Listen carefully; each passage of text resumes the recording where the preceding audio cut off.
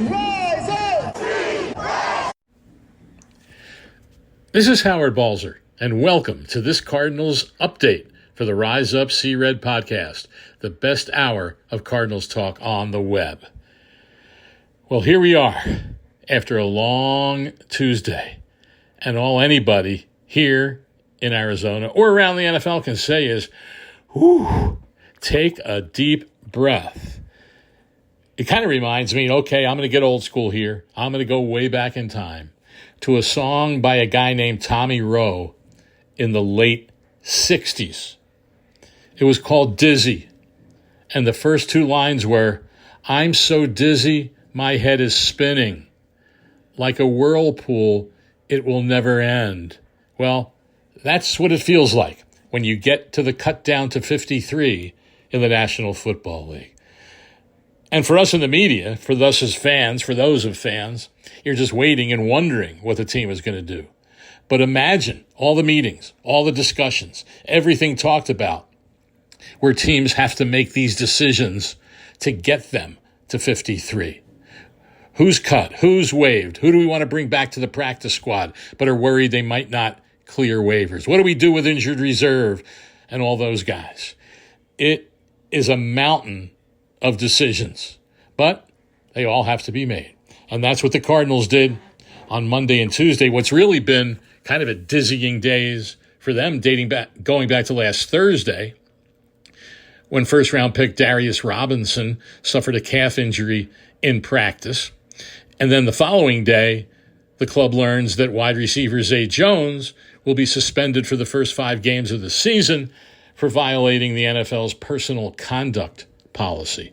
So those two moves certainly had an effect on the roster also. And so they get to after the game against Denver on Sunday and then have a dizzying period because the game is played only 2 days before you have to make all these decisions. And so on Monday, there were 6 players cut from the roster. And then, of course, on Tuesday, there were 26. Of those total of 32, 9 had their contracts terminated, and the rest were placed on waivers. And what a lot of people don't realize, and all of this can be read in different stories on Cards Wire, but a lot of people don't realize that for this cut in the NFL, unlike the way it is the rest of the year, when the deadline for transactions on any given day is 4 p.m. Eastern time, and then those placed on waivers, teams have to make a decision on who they're claiming by 4 p.m. the next day. Not so for this one, because the waivers expire at noon on Wednesday, which of course is 9 a.m. here in Arizona. So there, the time frame is crunched for teams that are going to consider claiming players on waivers. Last year, just a little historical perspective, there were 24 players claimed on waivers around the NFL, and the Cardinals had 6 of them.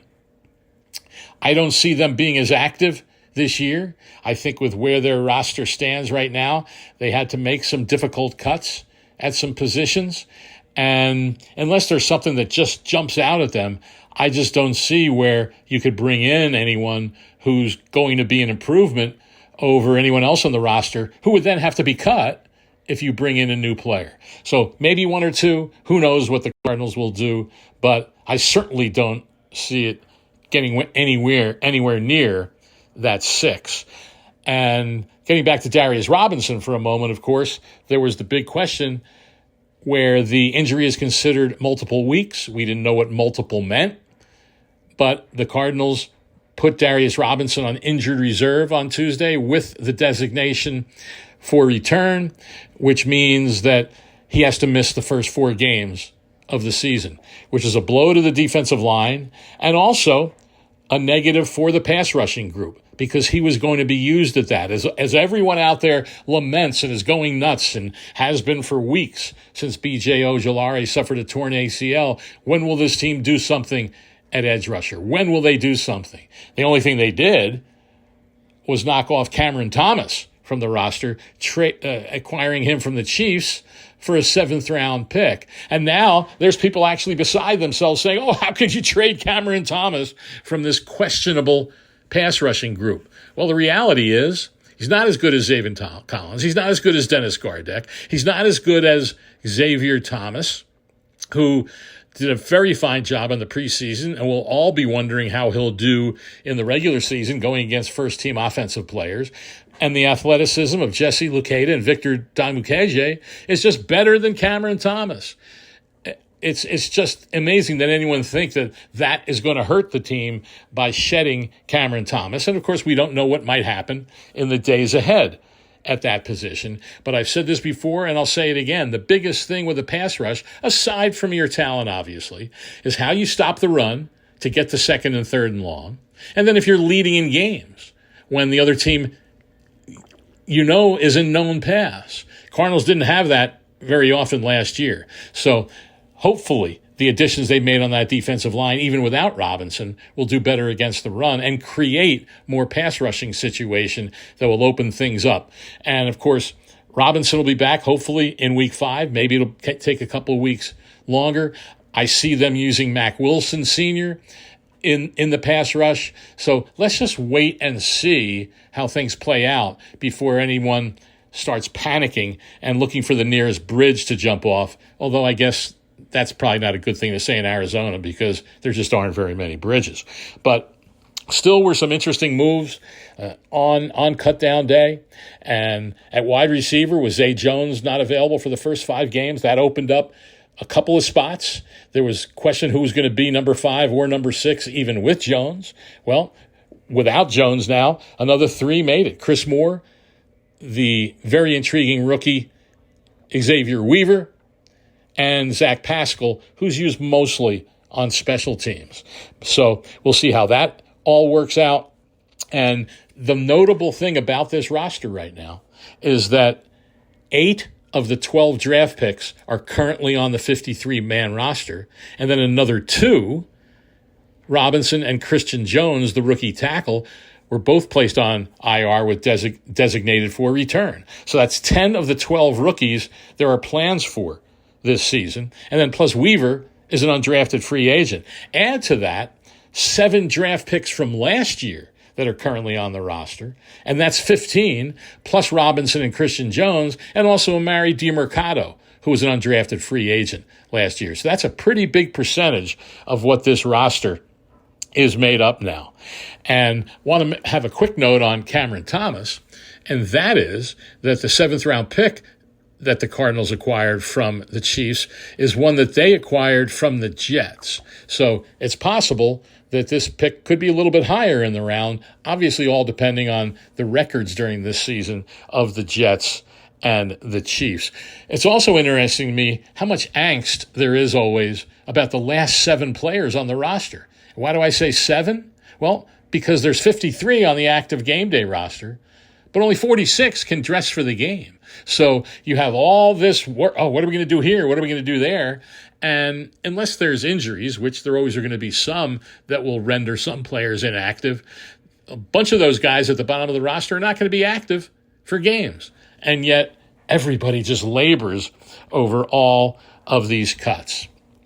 Practice squad comes up tomorrow. I mentioned that at 9 a.m., waivers, the claiming deadline is in the NFL, 9 a.m. Arizona time. The teams are informed of that so they can start officially adding players to the practice squad. Those vested veterans that had their contracts terminated, you can sign them right away. So if there's some veterans the Cardinals want to put on that 17-player squad and the limit is 6 veterans, then they can sign them immediately. But they have to wait and find out if players cleared waivers before adding someone from that group to the practice squad. Might Desmond Ridder be back on this team on the practice squad? Would he accept that? Well, he might not have a choice. There might not be other teams interested in him, at least in the very short term. So the prudent move would be, hey, sign to the practice squad, and then you can still have your agent be looking around, and if a team wants to sign you, you can sign players off a team's practice squad. So that's certainly a possibility there. You have to think the Cardinals will be looking for a quarterback just to have a third one around on the practice squad, as they did last year when they had Jeff Driscoll on the training camp roster and then signed him to the practice squad. So there's so many things that certainly is going through everyone's mind as the team will return to the practice field on Wednesday, have 2 days of practice this week before having the Labor Day weekend off, and then back at it next week for the beginning of preparation for the first game of the season of the Buffalo Bills. And one other little housekeeping thing here on the practice squad, Miles Murphy, who did show some things in preseason, defensive lineman, inside lineman, who was an undrafted free agent. He had in his contract $175,000 of his scheduled base salary guaranteed.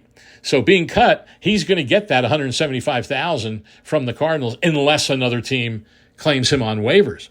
Well, you think with what he showed and needing some bodies there in the practice squad, that Murphy could be added to the practice squad because that money is offset. It won't be that he'll get $175K from the Cardinals and then be able to also collect on the practice squad. That money's offset from that, and so you might end up seeing him. And one other note, when everyone starts referring to all the salary cap space the Cardinals have, and yes, they do have a lot, which remember, whatever they have at the end of the season can be carried over to next year. Practice squad contracts count against the salary cap. Rookies make a straight $12,500 a week. That's $225,000 for the season if they're on for all 18 weeks. Veterans can make between a little over $16,000 and $21,000, so they can negotiate. So bottom line is, the charge on the cap for the practice squad can be right around $4 million. So that's coming off the cap, and I think a lot of people don't realize that. So I think we've covered a whole lot here, and we'll be doing it more as this week goes on, and obviously as we get into the regular season prep for the Bills next week, and we see what other roster moves might be made by this team. And by Wednesday or Thursday, at the latest, they will have that 17-player practice squad all complete. So that wraps up this Cardinals camp update. This is Howard Balzer for the Rise Up See Red podcast. We'll be back again soon. Thanks for listening to the latest edition of the Rise Up See Red podcast. Listen to previous episodes and subscribe to the show on Apple Podcasts, Stitcher Radio, Audioboom, or many other podcast platforms so shows are delivered directly to your mobile device. Please give the show a 5-star rating and always support the sponsors who support the show. We'll be back soon for the best hour of Cardinals talk on the web. Rise up, Red Sea, be Red, See Red, and of course, Rise Up, See Red.